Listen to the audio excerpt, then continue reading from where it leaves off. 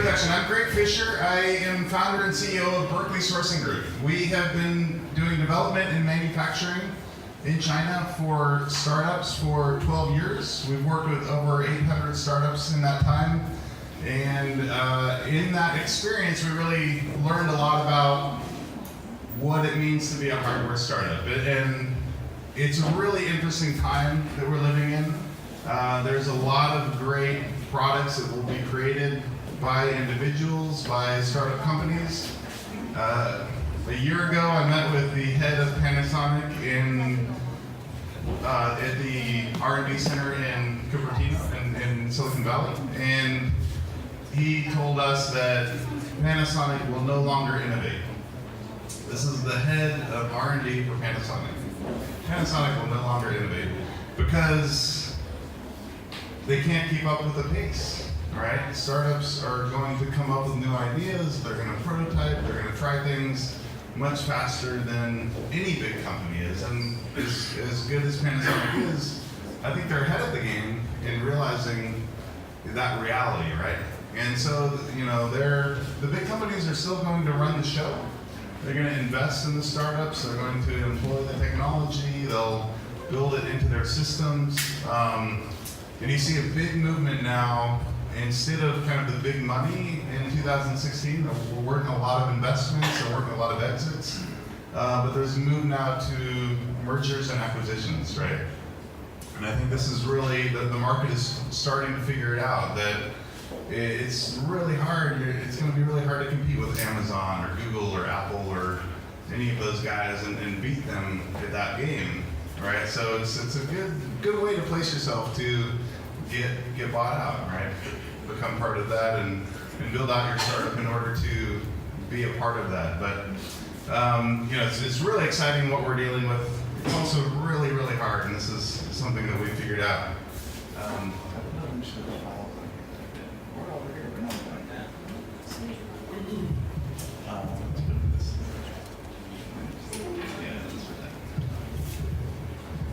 A couple of reasons for this are that the software model for startups is being applied to hardware, and it doesn't really work because they're totally different.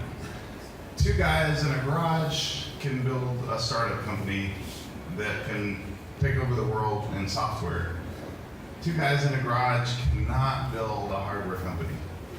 You need way too much expertise. You know, IP, packaging, marketing, sales channels, prototyping, tooling, manufacturing, design for manufacturing, mechanical engineering, electrical engineering, design, product design, development, prototyping, you name it, right? There's 30 things, 30 different verticals that you need someone with 10 plus years experience to, if you're going to compete at the same level as your competitors, which are the big companies, right? And so that's really hard. On the other side, if you, in most startups, you might have one or two guys that have some experience in one of those 30 things. If you come from the other side and you say, oh, okay, well, great, let's get the people who've done this before, right? The manufacturing experts that really know this. Well, they're great at what they've done, and maybe they have 30, 40 years experience at manufacturing, but if they do, it's not with a startup. It's with a big company. It's with Panasonic and these other big companies, and they had $1 million of budget for one product. And sometimes they still get it wrong, right? Galaxy Note, right? I mean, look at the stuff that startups are trying to build, and you know, big companies try to build things that they've even been doing the same thing for a decade. It still can go wrong. So trying to apply the expertise, the real experts, you're really pulling them out of their element even. You know, they don't have those resources, the systems, the engineers, the marketers, all those folks, and you have to really solve that problem. So it's hard. If you're going to go into it, you know, have a healthy respect for that. The really cool thing is it's also the future. This is how products will be made in 5 years, 10 years. It's going to come from all of us, and it's not going to come from the big companies. So there's going to be an interesting mix of how that all happens, and what we've developed here to try to make that happen is this global community, because what you need are answers and the right relationships, right? You can't learn all of these 30 different fields. You need to figure out the business model, the plan, the marketing plan, how you're gonna feed yourself and your company and grow.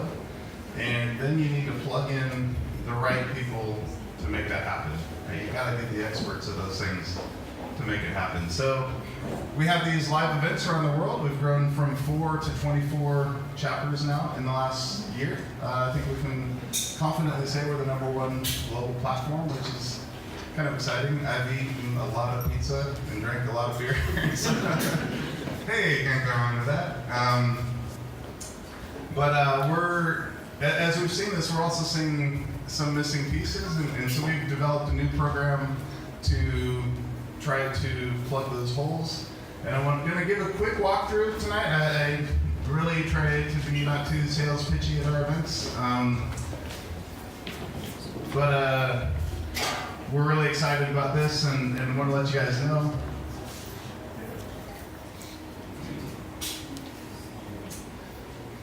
And so we're going to be launching these at each of our chapters. This is Hardware Massive Elevate, and it's going to be an 8 to 10 week program that has 2 parts. The first part is fundamentally a due diligence and a help to try to get the startup to understand what is the business, not just the product. You know, most of what I do these days is try to convince startups that just because you make a great product, it doesn't mean you will make a great business. That's about 5% of what you need to do. You know, there are all of these other things. And so you do need to focus on the product, you need to get that right. But you also need to understand where the money comes from, where it goes, how it lasts, how do you protect it in the long term, how do you build the partnerships, where are the sales channels, those sort of things. So the first half is to kind of give the startup weekly homework and then check in and on calls to give them the direction on how to get the information. You can follow up with emails on a number of issues or a number of categories. And then the second half is we know the big guns, we're going to hire the big guns and get the real answers. Because trying to do it yourself, that when you get stuck is really, really hard.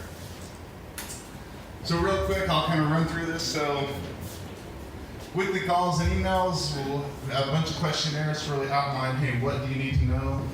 You guys will get to know where you're at and what you need to learn, where the holes are. Rundown of what those are. So rough lean canvas. Who's familiar with lean canvas? All right, cool. I added a few more things, but you know, fundamentally, what is your business, right? The value proposition. SWOT analysis, what are your strengths, weaknesses, opportunities, threats. Marketing, go through these sorts of things, total addressable market.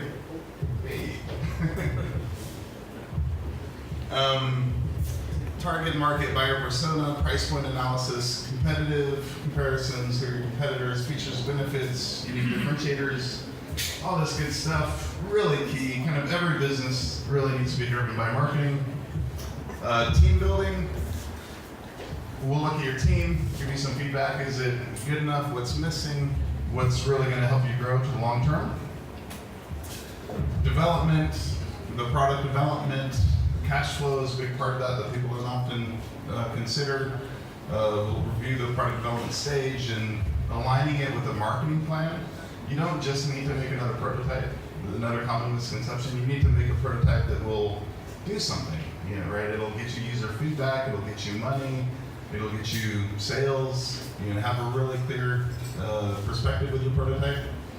The prototyping strategies, try to make prototypes that can actually be manufactured as much as possible, so forth. Manufacturing is really our core competency. The design for manufacturing, all the technical files, really complete review of how it's going to be manufactured, supply chain analysis, certification, safety, manufacture costs, quality control, all that good stuff. IP legal, really important if you're raising money. If you're going that route, you need to have something that's protectable.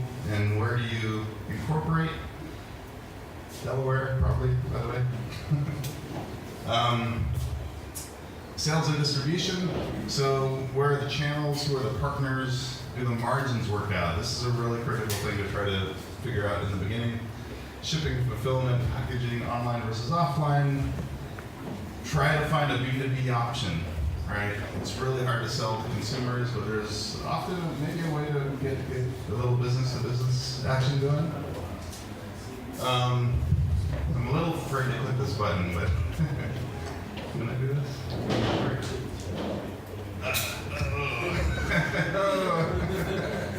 I knew I shouldn't have done that. That's awesome. Okay, I got it. Start up to making a remote control thing? Yes. Can someone do that, please?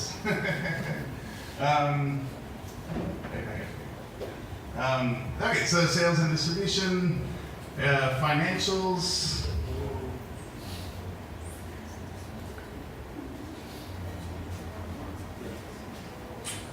So look at the financials, the financial analysis, the 5-year plan, right? How does it really end up working? Cash flow, cash is king, right? A big one, investment strategy, right? Are you going to bootstrap or are you going to look for VC money? Those are two totally different paths, and they define every action you're going to take very early on. So know which one you want to do and make your whole plan around that. The execution, how do you get the money, right? Is it loans, crowdfunding, angel investors, venture capital, so forth?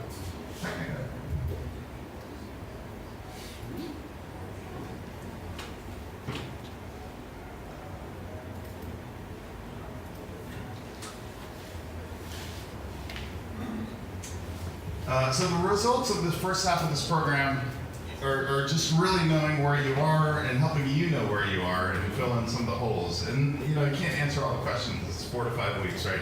It's gonna be a lot of unanswered questions, but we should have a pretty good idea of where you are and where you need to go. What's the path to market? And then probably there's only gonna be a few people in the world that can really answer that well and quickly in a way that can get you to the next level. And we're going to basically use our global network and our experts and partners, and we're going to get you in touch with those guys and answer those questions. So, a few folks, Michael Carter, probably one of the best people in the world for educational technology. Beth Rogozinski, she's a good partner of mine and just a person I've had the best pleasure to work with probably ever. She just took a company she was the first employee, she got them $20 million, built a team to 40, got the first app approved by the FDA in history, and that was in the last 12 months.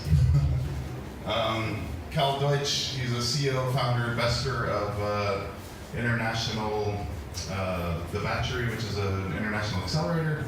So these are the kinds of folks in our network that we can call on and really get the right answers. Some of the ways that we do that, these are some of our partners. Global Sources here more locally, Spring to Market, Retail, Evolve, VCs, Indiegogo, so forth. Every company is going to be different, right? The inputs and the outputs will be very different. Everyone's at a different stage, so the results will be quite different. But fundamentally, what we're trying to do is, versus a regular accelerator, instead of just trying to learn, we're really trying to help you get the answers, right? What is the path and what are those answers? Some of the key things, right? Finding the right product market fit, really important. Understanding the costs and the profit, how does it work financially? A lot of this is really based on getting the right information for pitching, right? If you are going to raise money, you're going to get a lot of the information and be a lot more prepared to talk to investors out of this. Develop that path to market. You have a clear path of, hey, how do you really make a sustainable company?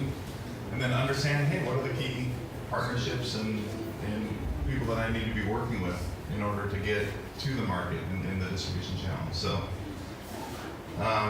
we're just launching this. The whole idea is to rise above the noise, right? Become that startup that really stands out, gets the attention, and makes sense to take to market.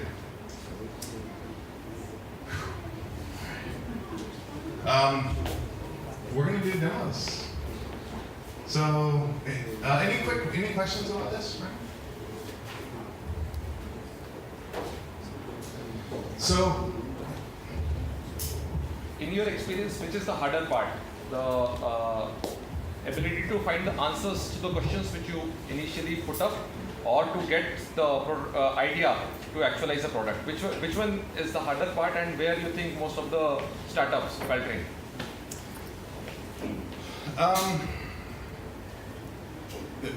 Most of the startups don't get to the point where they're asking the right question, I think. So if you're looking at the quantity of the problem, then the first part, right, is focusing on the right question is, I would say, that gets you 80% of the way there, certainly. And then, but then that last 20% can be really, really hard, because what you don't know is really what the competitors are doing, right? A lot of people come to me with an idea, and I've probably seen it in investors, right? They've seen it 5 or 10 times before, right? And so it may be a great idea, but how are you different, right? Why are you going to succeed against all of these other people? And the way that, and there's a few people that do see these products, and they've seen the differences, and they know, okay, wow, this guy's got one thing that's a little bit different that is really going to make it work, right? Or the relationships, or something else. So that's the value of getting these guys who really know the current situation in the market and all the players, to answer those questions. Kind of 2 questions. So firstly, what percentage of startups that you have worked with do crowdfunding? And then the second part to that, how many of those startups have had failed campaigns but have actually gone on to succeed?